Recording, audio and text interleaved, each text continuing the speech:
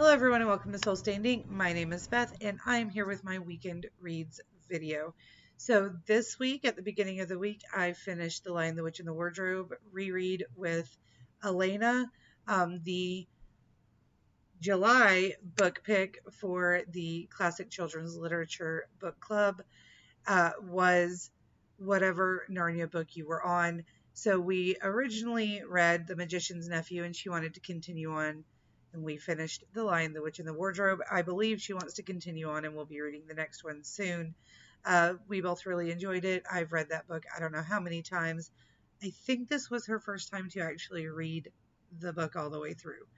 Um, I'm not sure. I thought we had read it once before, but she doesn't remember it. So if we did, she was super young. We both loved it, of course. Next, I started listening to Ghostlight by Kenneth Opel. This is about Gabe, who his summer job is doing ghost tours on this little island that has an amusement park and things. And part of that ghost tour is the old Gibraltar Point Lighthouse, I think. I think the Gibraltar Point is, yes, Gibraltar Point Lighthouse, where Rebecca Strand and her father were murdered 200 years ago. He says her name enough times that she wakes up, introduces herself to him, and they find out that A, yes, she really was murdered, and B, there are strange things afoot at the Circle K, my friend. It's a really good book. It includes a best friend for Gabe, who is a Russian immigrant. It is set in Canada. There is another girl that becomes part of the friend group very quickly. And there's a lot of ghosts, a lot of discussion. I really enjoyed it. I finished that yesterday and immediately started listening to the August Classic Children's Literature Book Club pick, which is very short, and that is The Little Prince. I cannot say the author's name. I'm so sorry about that. But The Little Prince is A, not at all about what I thought it was about, and B, a very kind of melancholy feeling book. I'm almost done with it. I've got like 2 chapters left. I kept having to take breaks and listen to music because it was just, I, I don't particularly like it. It's well written, but yeah, I will talk more about that when I do a video for it. I think those are the only books that I have actually finished this week. I don't know. I didn't go on Goodreads the last couple of weeks. I really need to go on and like put in when I finish the books and go back and see, because most of what I've been doing is listening to them. So I can go back and look at my listening history. However, I do have 2 physical books that I want to get to this weekend. The first one is Sarah Pennypacker's Here in the Real World. We got this in our Between the Bookends box. So there were 2 books. Elena took the other one and said I could read this one first. I have read the first chapter so far, so I'm on page 7. But I really enjoyed the first chapter and I want to get back into it. I just haven't had time this week.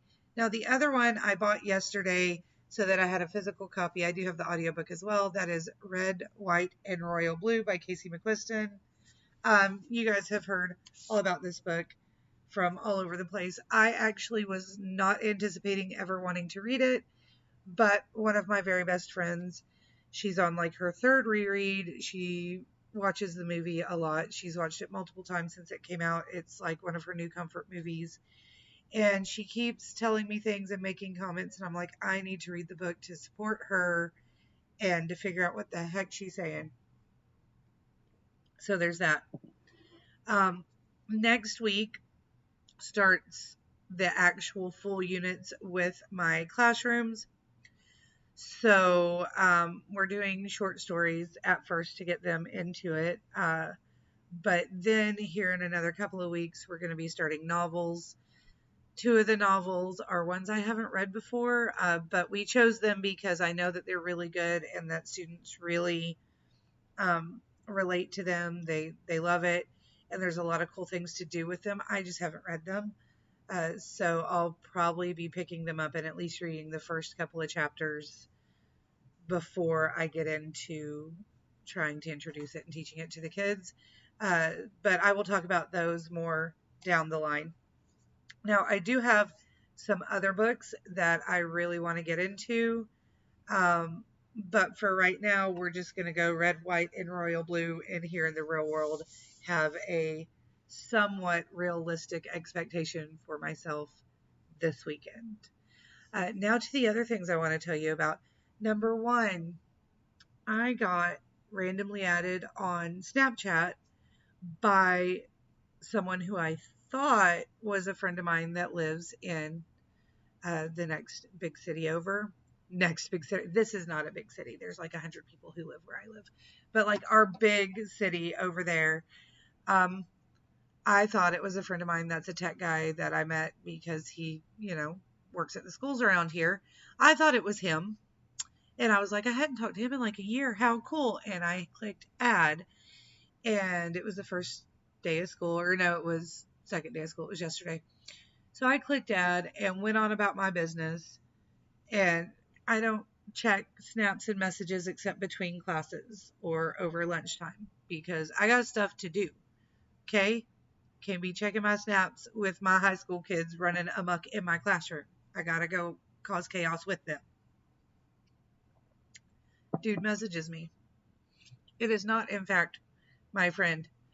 It is, in fact, my ex-husband. I was married. I've been divorced for, I want to say 17 years now. 16, 17 years, something like that. And, yeah. He was just, checking in. How am I doing? Whatever. Like, you haven't talked to me in over a decade, my man, and I'm good with that. But then, like, kids were coming in the classroom, so I just kind of went on. Didn't have time to go through, delete, block, all that jazz. Completely forgot about it. Woke up this morning. Slept late because we don't have school on Fridays. Yay. Slept late. Got caught up on my beauty sleep. Took pictures of the 3 puppies that will be residing at my house for the foreseeable future. Posted them on my Snap. Didn't think anything of it. He messages me and he's like, those are some good looking puppies. Okay, cool, thanks. Is there a reason that you're messaging me? Boy had the audacity to say we used to be really good friends. And he misses that and he misses me. And by the way, he hasn't been on drugs in 6 years.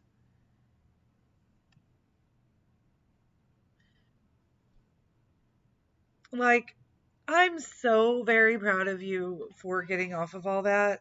But also, my man, you don't know me anymore. And goodbye. So I blocked and deleted and all that stuff. Just why? Why? If you were in a super toxic relationship and you haven't spoken to them in over a decade, unless you're on a 5-step program that tells you you gotta find them and apologize for stuff, maybe don't. Okay? I swear. I should just break down and write an adult novel at some point because good grief. I can't make this up. Anyway, yeah. I also got a riding mower.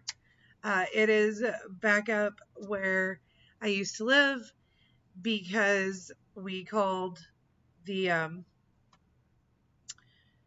John Deere place over near us and they're like, we don't have anything small enough for what you need, but we can look. Nowhere near us had it, but they had one, and we were like, ah, because I have friends that work there. So boom, bang, bang. I called and was like, hey, my dude, can you check it out and make sure it's good enough for me to like take the time to drive 5 hours to come home to buy a trailer to put this sucker on it, like, please. And yeah, I have it. Well, I don't have it. He bought it and it's on a trailer waiting on me. He's got to fix a couple of things on it. But yeah, so I'll have a riding lawnmower, which makes me super happy. That's it. That's all the details that I have. That's all the stuff that happened. I had a really good first week at school. I'm super excited about where the year is starting to look like it's going to head. And I hope you guys had an amazing week. I will talk to you again soon. Until next time, stay safe out there, guys. Bye.